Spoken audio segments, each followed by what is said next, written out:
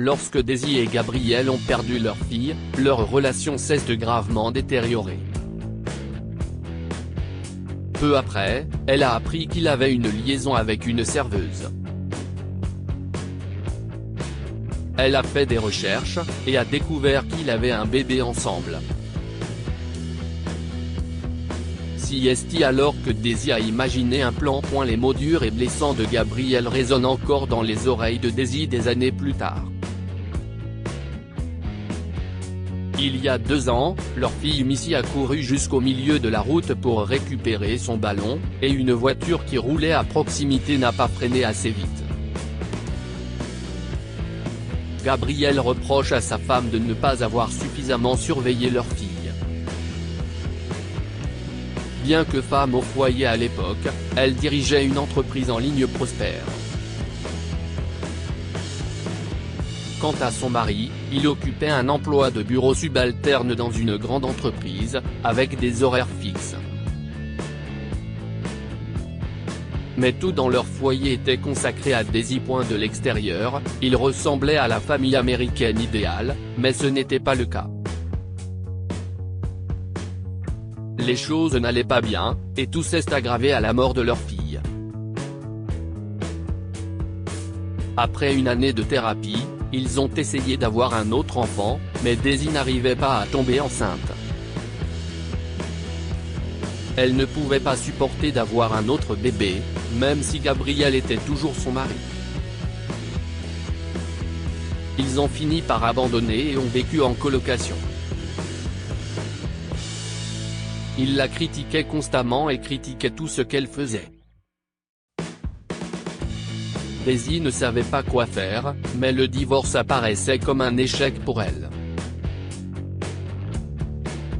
Puis, sa vie entière a de nouveau basculé lorsque Gia, leur voisine, est venue chez elle un jour. « Je suis vraiment désolé de te dire ça, Daisy », commence-t-elle prudemment en prenant le thé. « Mais j'ai vu ton mari embrasser une serveuse dans un restaurant. » Sous le choc, Daisy se brûle la langue avec le thé. « Non, Gia, vous devez vous tromper. Si est impossible. Mon mari est encore en train de faire le deuil de la mort de notre fille. Il ne le ferait jamais, dit-elle en secouant la tête et en riant maladroitement. Gia posa sa tasse de thé et saisit férocement le bras de Daisy. Je te dis la vérité, très chère. Je ne les ai pas vus une seule fois. Je les ai vus plusieurs fois ensemble. J'ai tenu ma langue parce que ce n'était pas mes affaires. Mais il est clair que tu ne sais rien, alors j'ai dû intervenir. Daisy a également posé sa tasse. Elle ne savait pas quoi faire. Tu en es sûr? Oui. De mes propres yeux, Daisy. La plupart des couples ne survivent pas à la mort d'un enfant. Je voulais croire que vous pouviez le faire tous les deux. Mais je me suis trompé. J'ai vu comment il te traite maintenant et comment tu as perdu ton éclat, ma chérie. Je ne peux plus rester silencieuse. Tu dois faire quelque chose, insiste Gia avec tristesse. Ce n'est peut-être même pas la seule autre femme. Gia est partie peu après, et Daisy a pris ses paroles au sérieux.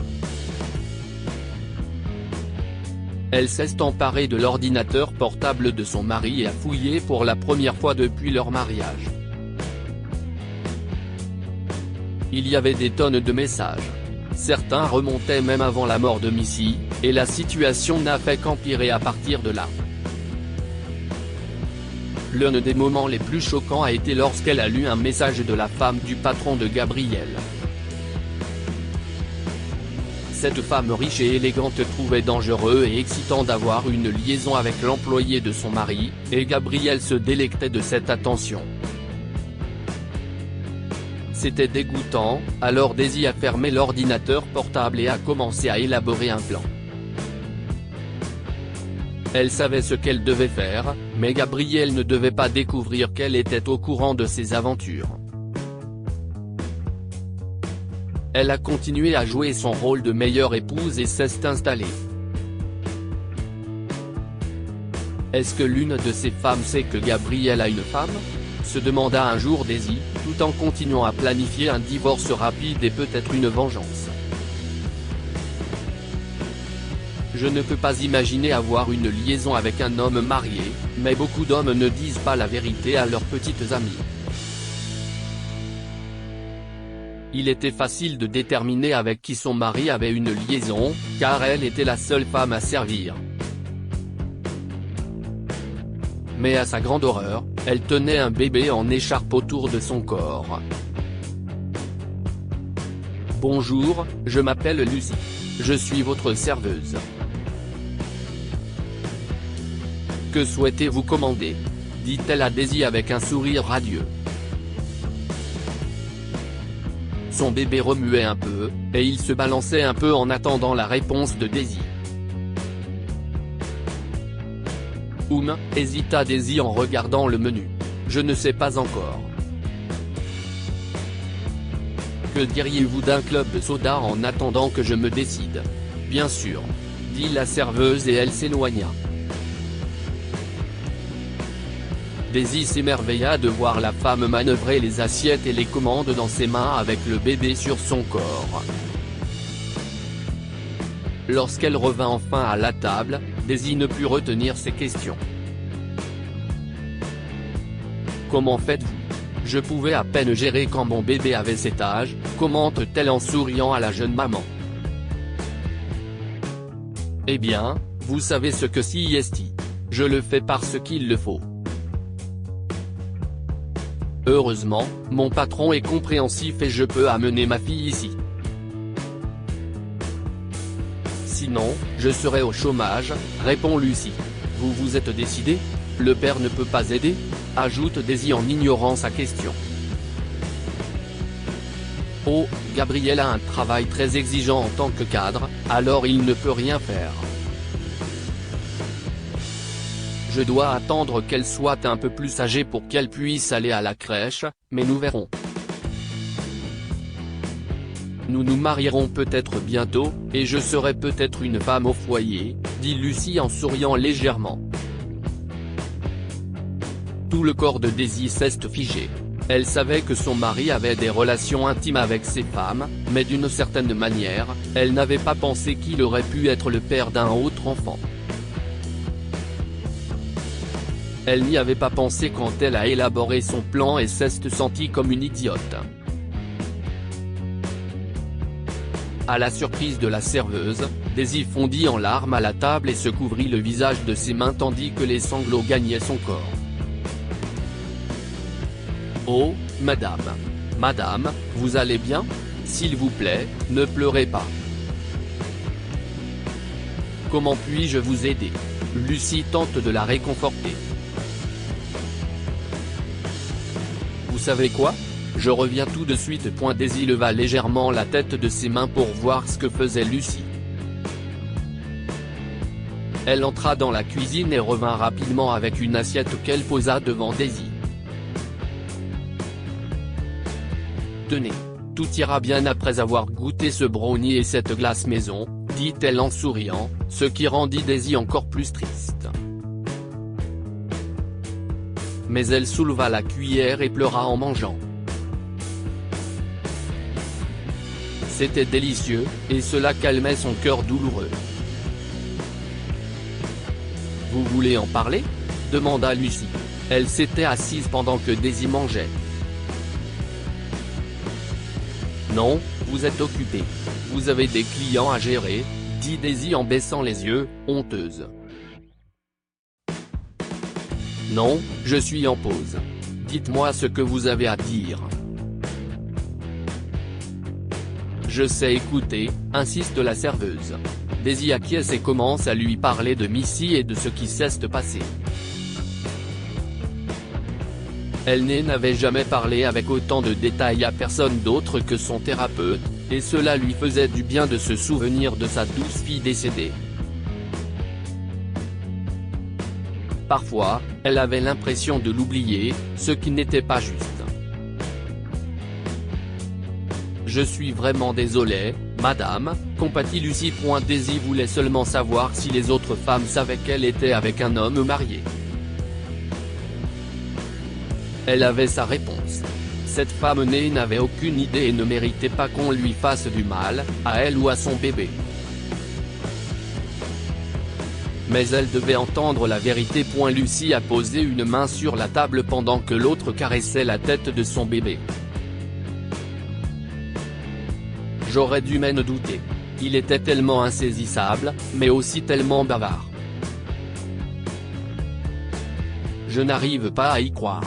J'ai toujours jugé les femmes qui sortaient avec des hommes mariés, et je n'ai jamais réalisé que la plupart d'entre elles se faisaient piéger. Je suis désolé, Lucie. Quoi? Non, c'est moi qui devrais m'excuser. Je suis désolé, Daisy, dit la serveuse. Vous savez. Il ne voulait pas de notre fille. Notre chère Iris. Il m'a dit de me faire avorter. Mais je n'ai pas pu. Il m'a donné de l'argent comme pension alimentaire et m'a promis que nous nous marierions bientôt. J'ai été idiote. Nous avons été toutes les deux idiotes, ajoute Daisy en posant soigneusement sa main sur celle de Lucie sur la table. Mais nous pouvons faire quelque chose à ce sujet si tu veux. Que devrions-nous faire? Demanda Lucie, intéressée mais effrayée par la nouvelle expression déterminée de Daisy. Je prépare quelque chose. Je suis là, ma belle. Où est ma charmante fille? Gabriel ouvrit la porte de la chambre d'hôtel. Lucie lui avait donné une clé l'autre jour et lui avait dit qu'elle avait prévu une surprise pour lui. C'était un hôtel chic, en plus, donc il était exalté. Il n'avait jamais voulu sortir sérieusement avec Lucie, mais ils avaient un enfant maintenant. Il était peut-être temps de divorcer de cette harpie qu'il appelait sa femme et d'en prendre une autre. Si est ce que font beaucoup d'hommes, n'est-ce pas? Trouver une nouvelle femme lorsqu'ils ont une femme stérile, se dit-il. Et puis, je peux encore voir d'autres femmes. Être marié ne signifie pas que le jeu est terminé. La partie est terminée, Gabriel, dit une voix féminine qui n'était pas celle de Lucie. C'était comme si elle avait lu dans ses pensées alors qu'il entrait dans la pièce. Ses yeux se sont posés sur la femme debout avec un bébé dans les bras, et fut choqué quand il a réalisé qu'il s'agissait de Daisy. Chérie, où est ce que tu…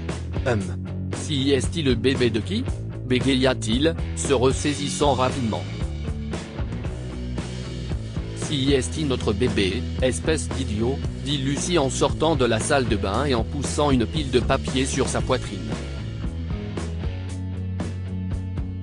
Si est-il fini, Gabriel. Nous en avons assez d'être des pions dans ton jeu ridicule.